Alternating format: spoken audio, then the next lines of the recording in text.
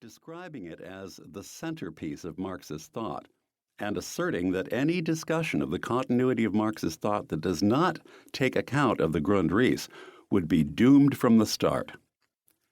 This manuscript was a sort of attempt by Marx to outline his designs for his whole system, and, according to Mr. McClellan, it has led some scholars to conclude that Marx was really a humanist, an existentialist, even a spiritual existentialist, whatever that is. But after all, the Grundrisse were never published, and it remains as only another example of Marx's reluctance to finish his works. The problems they raised, I believe, were always too much for him to grapple with. The Grundrisse seems to have been mainly economic, and though it stumbles, as he was always to do, over the excellence of the Homeric poems, as the product of a culture which ought to have been primitive, to leave psychological problems quite unsettled.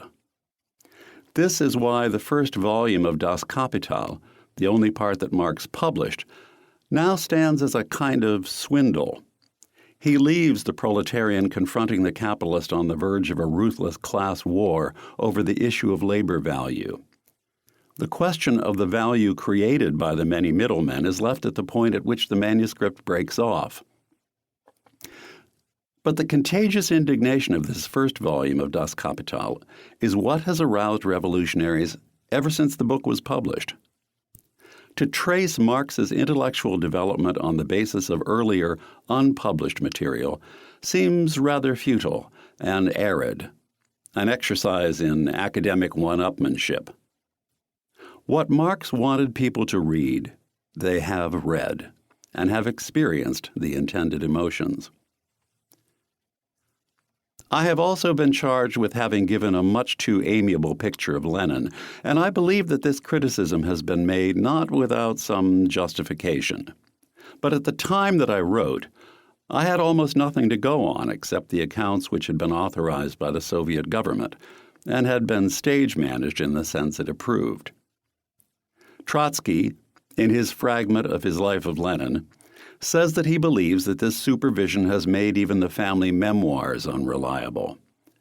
Yet Trotsky himself, in My Life, writes of Lenin in a vein of eulogy almost equal, as I have said, to that of Plato on Socrates. It is only more recently that the impressions have been published uncensored by the Soviet government of persons who were in a position to see the more disagreeable side of Lenin, Pyotr Struve and N. Valentinov. It would appear that Vladimir Ilyich showed special consideration and kindness only to people who did not disagree with him, but was quite harsh and rude with others. Both Struve and Valentinov were first cultivated and encouraged by him, but then abruptly dropped and denounced. Struve, I quote his statements from Richard Pipes's book, Struve, Liberal on the Left, 1870 to 1905, writes about Lenin as follows. The impression which Lenin at once made on me and which remained with me all my life was an unpleasant one. It was not his brusqueness that was unpleasant. There was something more than an ordinary brusqueness, a kind of mockery, partly deliberate and partly irresistibly organic, breaking through from the inmost depths of his being in Lenin's way of dealing with those on whom he looked as his adversaries. And in myself he sensed at once an adversary, even though then I stood still fairly near to him. In this he was guided not by reason, but by intuition, by what hunting people called flair. Later on I had much to do with Plekhanov. He, too, had a brusqueness verging on mockery in dealing with people whom he wanted to strike or to humble.